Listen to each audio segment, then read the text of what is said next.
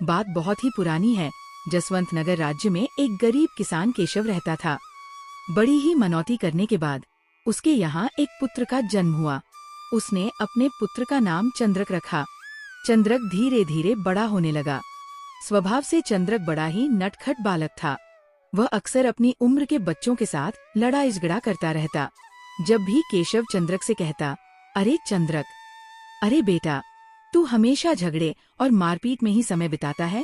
अरे तू मेरे साथ खेतों में चला कर, वहाँ मेरे साथ काम में हाथ बटाया कर। कुछ सीखेगा, कुछ समझेगा, जीवन में आगे बढ़ेगा। ये क्या लड़ाई झगड़ा करता रहता है? तो चंद्रक बोला, अरे नहीं बापू, नहीं, मैं खेतों में काम वाम करने बिल्कुल नहीं जाऊंगा। अरे मुझे तुम्हारी तरह काम थोड़ी ना करना है। दिन बीतते गए, चंद्रक बड़ा हुआ और एक दिन केशव ने उससे कहा, अरे बेटा चंद्रक, अरे बेटा, उम्र के हिसाब से अब मैं कुछ थकान का अनुभव करने लगा हूँ। काम करते करते मैं थक जाता हूँ। अब भगवान की दया से तुम बढ़िया काम करने लायक हट्टे कट्टे हो गए हो। इसीलिए अब तुम हमें कमाकर खिलाओ बेटा। हर बाप की यही इच्छा होती है कि उसका बेटा उसका ध्यान रखे, परिवार में जिम्मेदार बने, परिवार को आगे बढ़ाए। तो चंद्रक बोला, ए बापू, क्या बात कर रहे हो?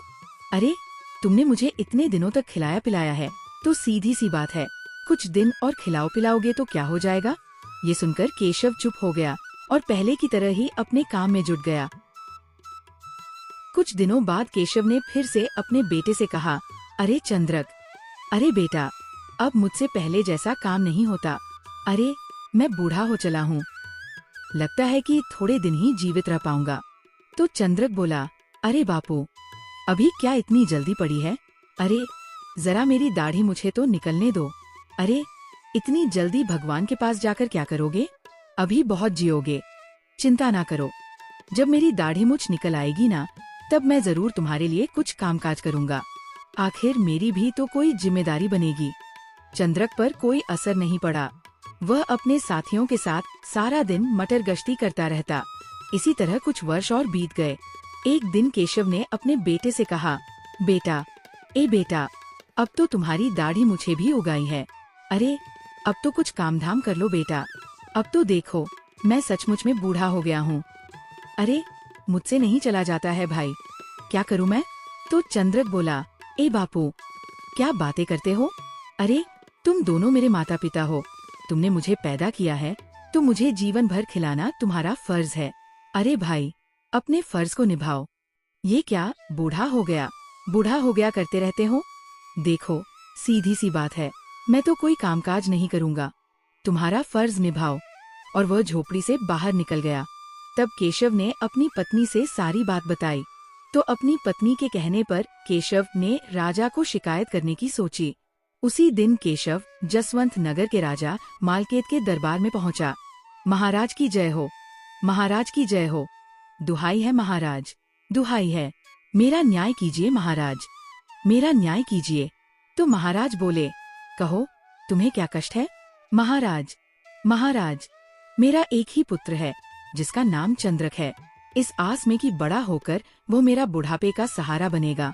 मैंने उसे बड़े ही लाड़ प्यार से पाला। अब जबकि मैं बूढ़ा हो गया हूँ, मेरा बेटा चंद्रक मेरा कोई काम ही नहीं करता। वह दिन भर अपने आवारा दोस्तों के साथ इधर उधर मटर गश्ती करता रहता है।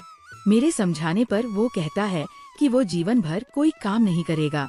मैंने उसे पैदा किया है तो उसे खिलाने का फर्ज मेरा है। मुझे ही जीवन भर उसे कमाकर खिलाना पड़ेगा, ऐसा कहता है। तो महाराज बोले, तुम्हारा बेटा तो बड़ा ही स्वार्थी है।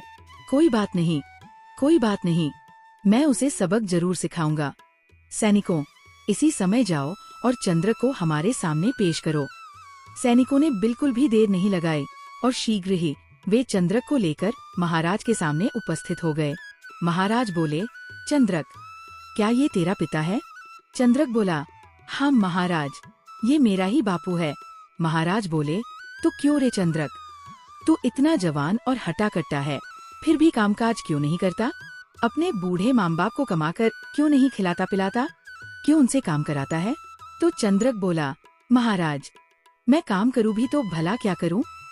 मैंने आज तक कोई कामकाज सीखा ही नहीं और अब तो काम को सीखने की मेरी उम्र भी नहीं रही। क्या करूं मैं? बताइए महाराज। तो महाराज बोले, चंद्रक, तुम्हें ऐसा कहते हुए शर्म नहीं आती?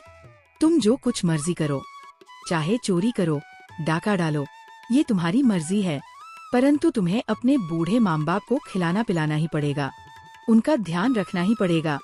और खबरदार, अब फिर से मुझे तुम्हारे खिलाफ कोई शिकायत सुनने को मिली तो। समझ गए? तो चंद्रक बोला, महाराज, आप मुझे चोरी करने की सलाह दे रहे हैं?